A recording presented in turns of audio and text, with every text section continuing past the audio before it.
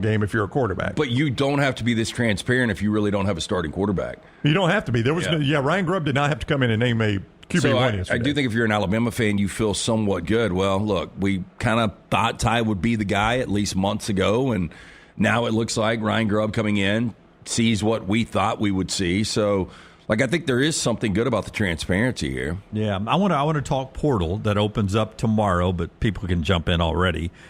Just start landing officially in places tomorrow. And concern levels and what the coaches are saying at both Alabama and Auburn. Show being brought to you by a couple of our great folks, including our friends at New Life Art. Great moments of Alabama history. With the passing of Bill Oliver, before we go to New Life Art, Bill Oliver passed away again. This was at the end of our show yesterday. 1961 national champion. He was part of Bear Bryant's first recruiting class. Came in as a quarterback, played mostly defensive back his whole career. Was a national champion there. Got his first college coaching job with Shug Jordan at Auburn. Came back to Alabama in 1971. From 71 to 79 as an assistant. Was with 8 SEC champions, 3 national champions, and then came back as defensive coordinator with Gene Stallings and was the 1992 national championship. His Mona Lisa, if you will, was that national championship game against Miami. Gino Toretta, where the world was saying Alabama had no chance. And I've heard Antonio Langham tell the story. We barely even practiced 11 men on the line of scrimmage to blitz, just chaotic blitz Gino Toretta in the lead up to the bowl game. We did it, and he basically was telling us we may do this once or twice in the game. And if you remember it, that's how they started the game. They were 11 wide. Can you imagine if you would have, because I don't know if you guys, I know you do remember, but going into that game, I remember Bobby Bowden was campaigning that they were the second best team, that Alabama should not be that team. And if you would have told people that Alabama was going to go 11 on the line of scrimmage and they were going to challenge those great skill Lamar guys. Thomas? You kidding me? There's no way this Alabama defense is going to be able to hold up, and they completely dominated. And that was the discussion, right? It was the speed of Miami, the NFL talent of Miami, the Heisman Trophy winning quarterback against old, grinded out Alabama. No chance they could one-on-one, man-on-man cover that team. And they killed him. It was the Bill Oliver design. At that moment in time, he was the best defensive coordinator on the planet. Oh, yeah. I don't think there was any doubt. Nobody saw that coming.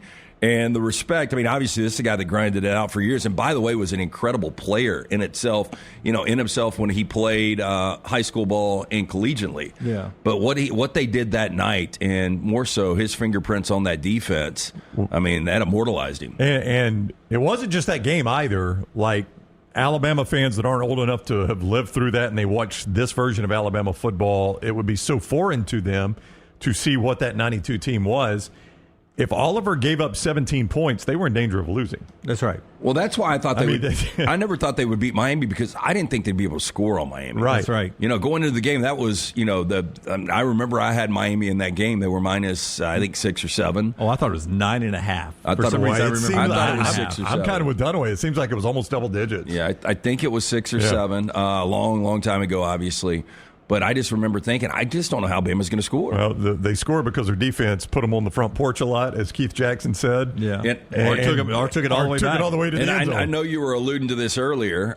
Congratulations to Jay Barker and the Barker family. Yeah. But if you looked at just a snapshot of Jay Barker's box from that night. Yeah, what was it, 1 of 7 or something like that? It was like 35 yards. 32 yards passing or something like that. There's no way they could win a game. If I'd have given you that number, you'd have said, oh, they covered this one easy. Yeah. So the great Bill Oliver there, always remembered as one of the great defensive minds ever to do it, and a great player as a national champion as well, 85 years old, and we remember him. You can remember his great work with some of the great paintings of Daniel A. Moore, including that Gene Stallings.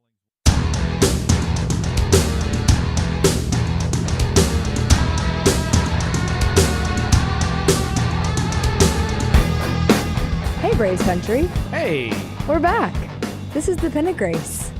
My name is Emily Grace. This is Ush. And we are the Pennant Grace. Yes, we are. And the Braves are winning. They won. They won. A game. let's see if they can make consecutive victories So- tonight. That hasn't happened yet this No, season. I feel like we should mention that. It's April 15th. The That hasn't Braves happened yet. Have not won consecutive games, but we're hoping to change that tonight with the Blue Jays. First and foremost, if Yeah. you want to look fabulous, where do you need to go? You want to look like me. You want to Yes. have this little doggy here. It's a Rhodesian Ridgeback. It is the symbol for those that crave activity, and that is Roback. Go to roback.com and fill your cart. You're going to fill it with a lot of different things because they've got everything there. Yeah. Their golf gear, they've got this azalea collection going on right now. Their game day gear, all the stuff. And then on your first order, enter code PG20, and it's going to save you 20% off your entire order, and you can look like me. That last part may not be a great selling point, but you can still be well-dressed. Be at your best. Roback.com, code PG20. All right, let's get into it, guys. The Braves win 8-4 over the Blue Jays. If you were watching last night, there were some antics that took place. Wiley Ballard, we actually did request for him to appear on the Pennant Grace, so we'll see if he responds to our request. Maybe Pennant Grace loyal listeners, if you could hit up Wiley Yeah. and say, hey, you ought to go on Pennant Grace. We'd love to have you, Wiley. So if you saw last night, it is going around Twitter that this could have been the Braves' turning point simply because Wiley decided to get some action, if you will. Shoot a shot. Yeah, shoot a shot. And there's a lot of differing opinions on it, but we are going to support Wiley through this. And what were your thoughts on the whole thing? I've been married for 20 years. It's actually my wife's birthday today. Happy birthday, Megan. And I would not be married for 20 years and would have never been married had I not shot my shot. And I was not aware of the controversy until you let me know this morning about it. Much Ado About Nothing. We all saw it, and it was fun and innocent and part of a baseball broadcast. And baseball is a long game. It is. Last night went by at a pretty good pace, but even then, baseball's a long game. It's the fun of having a guy out in the stands. You do fun things like that, and even if you go to a game, those type fun antics are part of the in-game experience. Being at a game, I did not like personally, not to go on some big tangent. I didn't like having a rotating Sideline group reporter? of sideline reporters last year. Not that any of them, nothing They're against all incredible. anyone. Yeah. But I like having Wiley. I would like to see him. It's just a good fit. He has good rapport with Brandon and CJ. Would love to see him just be that permanent guy. But yeah, this is Much Ado About Nothing. If it had been Kelly a couple years ago or whoever else, I would have liked it then. I like it now. So if you want to get mad about something, get mad about Matt Olson's current batting average, but not that.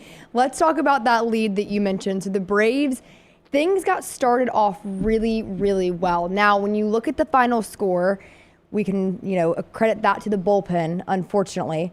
But Grant Holmes is really who got us to this point. Talk about him. He wasn't supposed to even be in this situation, really. Yeah, so the first thing you're going to see is the bats coming alive, and post-game reaction last night on our social media. Make sure you're following us at the Pennant Grace. But equally as important, if not more so, was that Grant Holmes start. And, he looked like a starting pitcher last night. Which is crazy. That's not some pushover lineup, again, in Toronto either. They got some guys that can do some major damage. And so I was so proud of him. Again, another guy that is efficient. That game was just moving along at a really nice clip. And I think it was a huge boost of confidence to him to now the point is, I don't know where they go with Grant Holmes. Does Grant Holmes find his way back into the bullpen, or does Grant Holmes now stay on as a starter? Now, so we have Spencer Strider coming back. Hopefully tomorrow as we record or as we film this. He is scheduled to start. Barring anything crazy, but we're just going to put that out there. He's scheduled to start tomorrow, barring anything crazy. We should see him tomorrow, but I'm just nervous as a Braves fan. We're going double Spencer for hire. Remember, EG? Oh, yeah. And I love that. So you're going to have those two, Chris Sale, but again, Ronaldo Lopez is out. I think they're going to keep. There's a chance Grant Holmes could be a starter for the remainder of the year. So we'll see. I don't know, but last night was a good indication that he could handle that. Right, and that's what I was going to say. Is there anything else that you need to see from him to fit into that? Another incredible outing. I need another good solid start. Yeah. Gosh, he got into the 8th inning too. He did. That's the thing. Gave up 2 hits. He had that home run. Now he looked really good. That was really good to see. And he also too, like, number one, it's one game, and we realized that. And number two, he had run support early. And so that may have helped as well, but very encouraged to see. I would love to see it happen. That's a guy who's had a unique journey to get to where he is now, and I think that Braves country is really pulling for Grant Holmes. Agreed. I think he is a unique person. He has a unique look, and he obviously has a unique journey.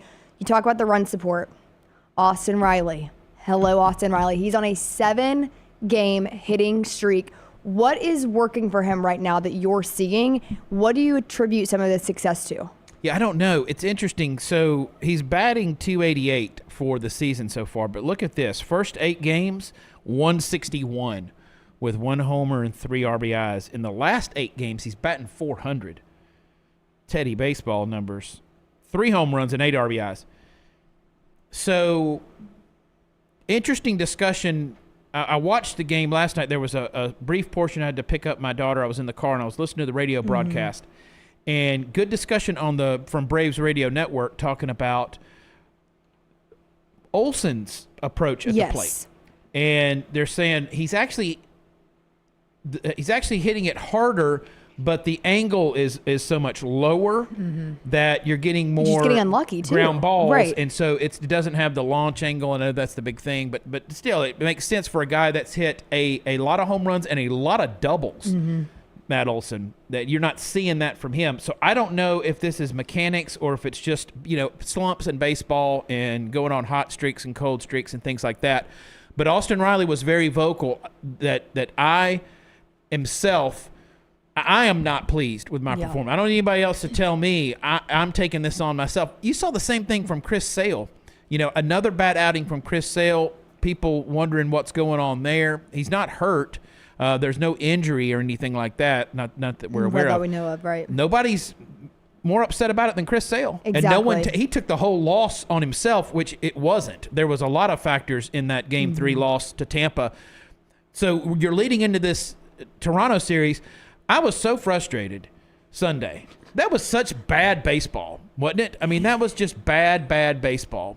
And I was disgusted. Thankfully, there was the Masters to cleanse, and I needed to hear that soft piano, and I needed to see those lush greens. Hear Jim Nance. Yeah, and I needed to be, and of course we have one of the great days of all time in Masters history. So that was very cool to see. But whatever is going for Olsen, whatever's not going for Riley, I don't know. But I love to see it. Yeah. That was really cool to see these guys come alive. And Sean Murphy, again, Sean Murphy's been hot. So he's now, and he hasn't obviously played as much, but he's up to 273. This might surprise you. You know who's batting .313 so far? Nick Allen. Okay, let's talk about him. Okay. Where do you see him fitting in this lineup going forward? Do you feel like he has earned an everyday spot? You're not going to see what we're seeing now in the Braves outfield is not what we're going to see for the majority of 2025. No. We know that. We do. However, there is that element. Now we're back to talking the Braves in postseason. Profar would not be able to return for postseason. So this calendar year, if you will, is going to look a little different with the outfield, but we're getting closer to normalcy. So we know Michael Harris in center. Locked in. And when he returns, we know Ronnie Baseball in right. Yep. So it's going to come down to left. Alex Anthopoulos has been known for great deals. Some maybe legendary deals. And he's going to get the benefit of the doubt, and he can have a lot of swings and misses and still be way on the plus side with me. Jared Kelenic is a miss. Okay. Jared Kelenic is batting 162, and it's a big contract. They paid this guy a good amount of money based on what they thought he could do. Remember, not based on what he had actually produced in Seattle, but but what they believed was still there for this highly regarded guy who came in with a lot and never fulfilled that. Yeah. They thought that they could do that, and Anthopoulos has done that so many times. It's not working here, and so I don't see. Not only do I not see him being in the lineup too much longer, I don't know if he's going to be an Atlanta Brave. That's just my own.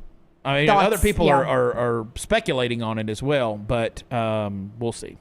I want to go to where we feel like the weakest spot is with the Braves right now, because as the offense has started to come alive, and we don't want to get ahead of ourselves because it feels like we're getting a taste of what could be. And over the next couple of days, hopefully this, remains true. But in your opinion right now that you've gotten a taste of the offense, what do you feel like is the weakest point for the Atlanta Braves? Because I think the offense is we talked about this before. We know they can't stay as low as they've been, and they are. They're coming back. You look at, these batting averages, they're starting to rise up. It's a bullpen. Yeah. I mean, I think it's simple as that. Now, it feels like this was a preventable issue. Would you agree? I do agree. And it feels like the Braves have continued to be burned by the bullpen. And this, again, it feels like it was preventable. My question for you is, how long can this go on? And how, will the offense waking up be able to compensate for that? I mean, ask a Phillies fan from before they address their bullpen. Can all the other pieces be in place and the bullpen not be where it is, and you really honestly compete for championships? And I don't think you can. Yeah. And so it'll just depend on what the trajectory of the team is and if they're going to be buying. Yeah. You lost A.J. Minter, and what'd you gain? You're just not as good. You're just not. And so if fans are frustrated by the bullpen and the lack of the team's movement in that area, then I share that sentiment. Okay. I mean, I will say this. There is like a little glimmer. I don't know if you're buying stock in this, Craig Kimbrell. Yeah, I saw that. So he is in North Florida right now. Now, he is not officially reported to Gwinnett, at least from what I've heard. Said that he's, playing, and I don't want to say playing around, but he's warming up, getting loose. Do you feel like this could be a difference maker in some capacity? I do not. Okay. But I do want it to be a difference maker. Now, when I say some capacity, do you think this could be a spark potentially? Do you think that this could be a, move that gets the morale boosted? Not necessarily. Okay. I think he could find his way. I would not be shocked if he's in a Braves uniform at some point this year. But there's more needs there that need to be met, that need to be addressed, and they need to be getting they need to be making those trades at this point to get these guys. No, I agree. I mean, I think it's a fun thing to think about. It's fun to consider. It's fun to discuss. But at the end of the day, the Braves, there is a lot of needs, specifically bullpen, and we mentioned the outfield, and Alex Verdugo is in the conversation this week. He's going to be, you and I were talking before the show, and you think when the Braves come back to Atlanta to take on the Twins, that we're going to see Alex Verdugo in the lineup, and I think you're right. Yeah, so that's my thought process. He's in the lineup today in Gwinnett, and I'm pretty confident we're not going to see him in Toronto, but it makes sense. The Braves come home this weekend. I'll actually be there Saturday night, by the way. Oh, I nice. didn't tell you that. Yeah. So also, too, Marcell Ozuna, they're confident he'll be back in the lineup when they return back home. He will not be traveling up to Toronto, but he will be back in the lineup. They're not concerned, so let's not. No one has even located the Pennant Grace panic button on Marcell, so we think Marcell will be back. He's got his average up to 306. So I do think that they'll have him. I think that'll be a fun one to be at, and I do think you're going to see Verdugo. Yeah, and I think you're going to see him getting a start, and you may see him start the whole series. Well, I think it's needed, and I think that a lot of signs have been pointing towards this. This isn't really shocking news to me, but I do think I would bet you money that if I was a betting woman, which I guess I am because I do play poker. You played it last night? I did play poker last night. Horrible beat. I don't know if we have any poker fans in the chat, but I had pocket aces. We got to final table, pocket aces, and I call the big blind. I did not raise. I was hoping someone would shove. I snap called. Ace comes out on the flop. I feel so good about it, and then a 9 on the river beats me first straight. It was brutal. I may not ever play again. How did Tim Milton do? He did good. We were at different tables. He was chip leader for a while, and then he ended up. He was out before me. Tim Melton, host of The Meltdown with Tyler Lionel Johns, who's behind the glass for us. That's every day, Monday through Friday at 2 o'clock. And he trimmed his beard up. Never consulted me about it. Just did it. Just showed up looking like he is looking. I don't know what's going on there. You need poker tips or beard care tips. This is the duo. And we do talk about Braves baseball also. Also on the side. In the mix there as well. Yeah. Okay, so finishing out, this series in Toronto, what are your thoughts? What do you need to see? What would turn your Sunday around? I am really excited about tonight's matchup and Wednesday's matchup. So, again, Spencer for hire. We got Schwellenbach on the mound for Atlanta tonight. He's 1-0. ERA has climbed all the way up to a gaudy 0.45. Yeah. He's taking on former Brave Kevin Gossman, who's 1-1 with a 2.33. That's 6:07 start time tonight. And then Wednesday got a little day baseball. Yeah. Businessman special, 12:07 start time here in Central Standard Time. The Braves debut for 2025 of Spencer Strider, and everyone is excited about that. And it's going to be great. If Spencer Schwellenbach can continue in the range that he's in, not saying he has to keep this blistering pace, obviously, but if he can stay in the range and hold it together, continue his pace, and we see Strider do what Strider did when he was healthy, that is going to be a 1-2 punch that is going to be absolutely phenomenal. It's going to be so awesome. Do you think that there's going to be a limit to Strider on Wednesday? Like, do you think it's going to be a pitch count? Do you think it's going to be what it... Yes. Yeah. What are you envisioning? I think if you get 5 innings, that's great. So let's hope for that. And also, too, I mentioned those two, and then does it drop off there? You got the reigning Cy Young winner. Yes, he is struggling. We were talking about this. We've been talking about this a lot, you and I. Yeah, he's struggling, and no one is taking more on his shoulders for that than Chris Sale, who's such a leader on this team. And friend of the show, Golf Gardner, are you worried? And I'm like, it's really hard not to be concerned, but I really think he's going to turn this around. I agree. I think we expected a bit of a drop-off. And I'm not panicking yet on this situation. Maybe I should be. I know Dunaway tried to trade me Chris Sale for Kyle Tucker in our fantasy baseball league. I did decline the trade. But I feel like this isn't a pain point yet. Could it turn into that? Absolutely. You and I squaring off in fantasy. I know. This week, have you checked the score? I'm sure I'm up. Wait, let me see. So Strider, that game 3, by the way, Strider taking on Chris Bassett, who's 1-0. He has a 0.98 ERA. I like playing Toronto. I like playing there, watching them in Skydome. Yeah. I'd like to stay there. I think that's cool. They have a hotel. That would be so much fun to stay. And then just walk right out of your room and watch baseball. You're up 5-4. There you go. Yeah, the Eggs and the Mayberry Bears. Winner's going to win. Know what I mean? When it comes to Strider, I want to see I'm okay with a solid 4 innings. I can live with that. 5, a solid 5 complete innings would be incredible, but I can do 4. And again, if we get 2 out of 3 and take the series, I'm a happy man. Well, yes, that also puts the Brave at 500. There you go. And I think that is, that's good news.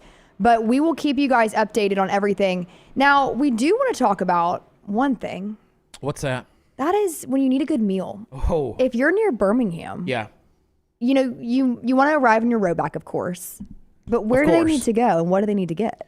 So if we can get do we have a graphic or anything up for this? Not yet. Anything showing this? Not yet. Have you been to this place yet? I have not. But I'm so excited because you have. I went Friday, ladies and gentlemen, and prepared to have your socks knocked off. What are we talking about, E.G.? Lags Eatery. Lags Eatery, and a lot of people remember, if you're old school Homewood, you may remember Lags Eatery, a new location. These guys are knocking it out of the park. I had the deluxe cheeseburger. There we go. You're looking at it now. You're looking at Lags. I had deluxe cheeseburger. I had the tots. Jim Dunaway's right. Tots had just enough crisp on them. I did steal some of Ryan Allen Brown's fries. Burger was absolutely phenomenal. Had the crisp around the patty that I love. Delish. Everything top notch. Service was great. And listen to this. Do you like Little Debbie's? Yeah, I do. They got Little Debbie shakes. Milkshakes? Yeah. Oh my goodness. We were not planning on having a milkshake. But You kind of have to we in that did. situation. So I got the oatmeal cream pie milkshake, OCPs. But they got the Swiss cake roll milkshake. I think the Nutty Bar milkshake. This place is phenomenal. Lags Eatery. I got to get Scott Forrester there. I respect his food opinions, even though he doesn't like Peeps. And I need to get you there. I need to get your take on that burger, Scott Forrester.